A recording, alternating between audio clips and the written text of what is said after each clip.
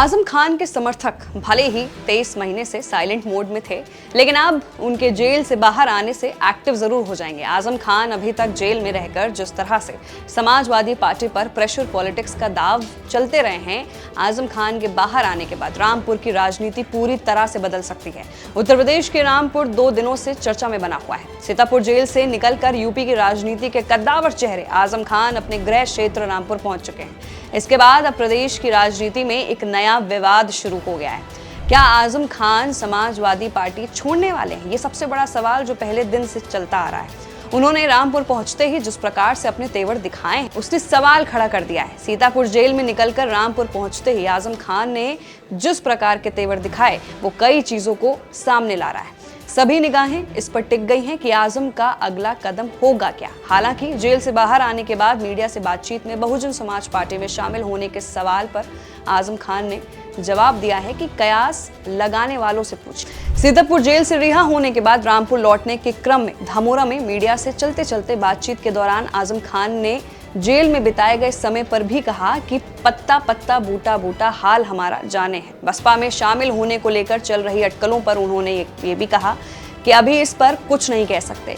ये पूछे जाने पर कि क्या सपा मुखिया अखिलेश यादव से कोई बातचीत हुई, वहीं आजम खान ने इस पर यह भी कहा कि जेल में किसी से भी फोन पर बात करने की अनुमति नहीं थी। सक्रिय राजनीति के बारे में उन्होंने कहा कि अभी अपना इलाज कराऊंगा, सेहत ठीक होने के बाद ही अगला कदम तय करेंगे। ऐसे में आजम के जो विरोधी हैं उनके अगले कदम को लेकर अनुमान लगाने में जुट गए हैं। आजम खान ने भले ही बहुजन समाज पार्टी में शामिल होने को लेकर कोई स्पष्ट बयान नहीं दिया है, लेकिन इन कयासबाजियों का वो सीधा खंडन भी नहीं करते दिखे। 2022 में भी जब आजम खान सीतापुर जेल से निकलने वाले थे, उनकी नाराजगी के चर्चे थे। हालांकि उस दौरान शिवपाल यादव सीतापुर जेल पहुंचे थे। उन्होंने जेल के बाहर आजम की आगवानी की थी। वहीं इस बार का नजारा अलग रहा। आजम खान के बेटे और समर्थक सीतापुर जेल के बाहर जुटे। एक प्रकार की शक्ति प्रदर्शन करते हुए आजम खान सीतापुर से रामपुर पहुंचे। सीतापुर से रामपुर की दूरी करीब 240 किलोमीटर है। अमूमन कार से इस दूरी को 3 घंटे में तय कर लिया जाता है। आजम की रिहाई के बाद इस दूरी को तय करने में 2 गुना समय लग गया। इसका कारण रहा कि आजम को लेकर सीतापुर जेल 6 दर्जन गाड़ियां पहुंच गई हैं। रास्ते में काफिला और बड़ा होता चला गया। ये इस प्रकार से लखनऊ को संदेश देना था, अगर आजम अब राह बदलते हैं तो अखिलेश की टेंशन ऐसे में बढ़ सकती है।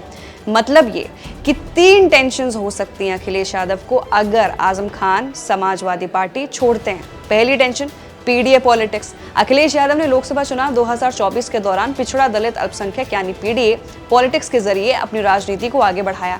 पहले 2 चुनावों में यूपी चुनाव 2022 और लोकसभा चुनाव 2024 में समाजवादी पार्टी को एकमुश्त अल्पसंख्यक वोट बैंक का समर्थन मिलता रहा। आजम के रुख बदलने के बाद इसमें सेंधमारी की आशंका बढ़ने लगी। दूसरी टेंशन ये होगी अखिलेश यादव को कि समर्थकों का जो भरोसा है, मतलब ये कि लोकसभा चुनाव 2024 में पहले अखिलेश यादव पर समर्थन करने वालों को जोड़कर रखने में असफल रहने का ठप्पा लगा था। यूपी चुनाव 2022 के बाद अखिलेश के साथ जुड़े महान दल सुबह सपा आदि एक एक कर बिखरते चले गए। लोकसभा चुनाव 2024 में कांग्रेस सपा गठबंधन फिर हुआ और अब तक बरकरार है। ऐसे में आजम के जाने के बाद एक बार फिर समर्थकों का जो भरोसा है वो घटने की आशंका है। तीसरी टेंशन अखिलेश यादव को ये होगी कि मजबूत छवि पर डेंट, मतलब ये कि लोकसभा चुनाव के बाद से अखिलेश यादव ने यूपी की राजनीति में अपनी छवि मजबूत की है। लखनऊ से दिल्ली तक वो दमदार तरीके से बीजेपी को घेरते रहे। ऐसे में अगर उनकी पार्टी का एक बड़ा नेता साथ छोड़ता है तो एक बार फिर उनकी छवि पर धब्बा लगेगा। पीएम नरेंद्र मोदी से लेकर सीएम योगी आदित्यनाथ पर जिस प्रकार से अभी वो हमलावर दिखते हैं, चुनाव आयोग पर हमला कर रहे हैं, आजम खान के एक्शन के बाद उनकी नीतियों पर सवाल जरूर उठेगा। तो फिलहाल के लिए ये वो एनालिसिस है कि अगर आजम खान समाजवादी पार्टी को छोड़ते हैं तो अखिलेश यादव के लिए क्या नुकसान होगा, उनको टेंशन क्यों होगी। तो ये हमने आपको इस रिपोर्ट में बताया। आप अपनी राय भी जरूर रखिए नीचे दिए गए कमेंट सेक्शन में। मैं थी आपके साथ वंशिका सिंह और आप देख रहे हैं एबीपी लाइव।